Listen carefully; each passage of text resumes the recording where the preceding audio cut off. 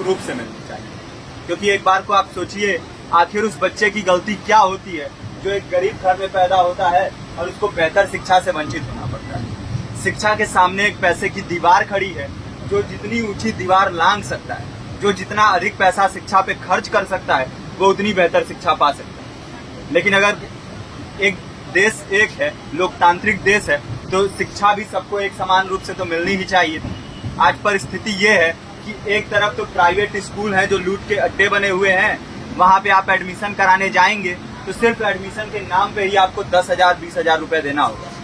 और कमीशन खोरी का ऐसा धंधा है कि कॉपी, किताब, टाई, बेल्ट, ड्रेस, जूता कहाँ से खरीदना है ये आप नहीं तय करेंगे वो प्राइवेट स्कूल वाले। यानी आम लोगों की मेहनत की आखिरी कौड़ी उनके जेब से वसूल लेना चाहते हैं। और दूसरी तरफ सरकारी स्कूलों में न तो पर्याप्त टीचर है, न पर्याप्त बिल्डिंगें हैं। 2019 का ही ये पुराना आंकड़ा है कि हर 100 में से 52 स्कूलों में या तो एक टीचर है या 2 टीचर हैं। और उन्हीं टीचरों के ऊपर जिम्मेदारी थोप दी जाती है कि जनगणना करो, मतगणना करो, पशुगणना करो, तमाम काम करवाए जाते हैं। और 19 के बाद से तब से कितने टीचर रिटायर हुए होंगे और 18 के बाद से कोई टीचर की वैकेंसी भी नहीं है। आप खुद भी सोच सकते हैं ये परिस्थिति और कितनी बिगड़ी हो। इसीलिए हम लोग ये मांग उठा रहे हैं, चाहे कोई राष्ट्रपति का बच्चा हो या किसी मजदूर का, सबको शिक्षा एक समान मिलनी चाहिए और निःशुल्क रूप से मिलनी चाहिए। प्रेमचंद ने अपने दौर में भी कहा था कि एक सभ्य समाज में ऊंची से ऊंची तालीम मुफ्त होनी चाहिए और इसका पूरा खर्च गवर्नमेंट को उठाना चाहिए। क्योंकि हमारे देश को फौज से ज्यादा आवश्यकता तालीम की। और शिक्षा से जुड़ता हुआ ही दूसरा मुद्दा हम लोग उठा रहे हैं। दूसरा मुद्दा है रोजगार का। रोजगार की परिस्थिति ये है कि आज सरकारी सेक्टर हो या प्राइवेट, सब कुछ ठेका संविदा के हवाले किया जा रहा है। परमानेंट नौकरियां लगातार घटाई जा रही है। इसी रेलवे में 1995 के आसपास लगभग 18.5 लाख कर्मचारी काम करते थे, लेकिन आज उनकी संख्या 12 लाख थी।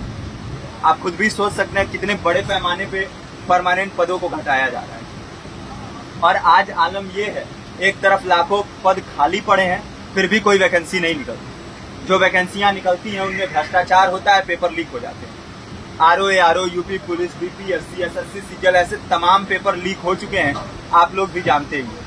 अभी नीट की धांधली में ये पता चला कि एक एक पेपर 30 लाख से 50-50 लाख रुपए में बेचा गया। हम और आप तो ये पैसा नहीं दे सकते।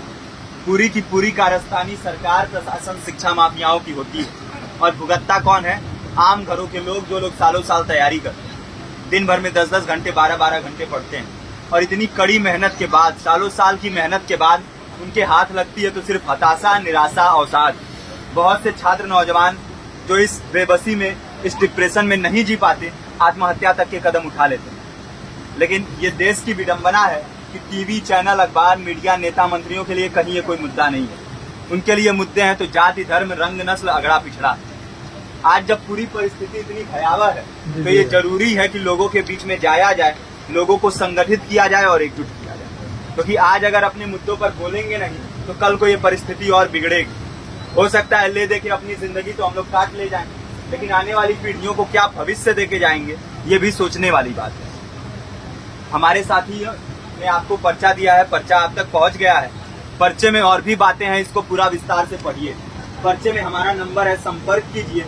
फेसबुक का, इंस्टाग्राम का लिंक है, आप वहां पे जाएंगे तो आपको पता भी चलते रहेगा कि लगातार किन किन माध्यमों से हम इस अभियान को चला रहे हैं। नुक्कड़ नाटक, संगीत, शिक्षा सहायता मंडल, लाइब्रेरी, तमाम माध्यमों से इस अभियान को चला रहे हैं और कोशिश कर रहे हैं कि बड़े से बड़े पैमाने पर हर जगह पे लोगों को संगठित किया जाए और एकजुट किया जाए।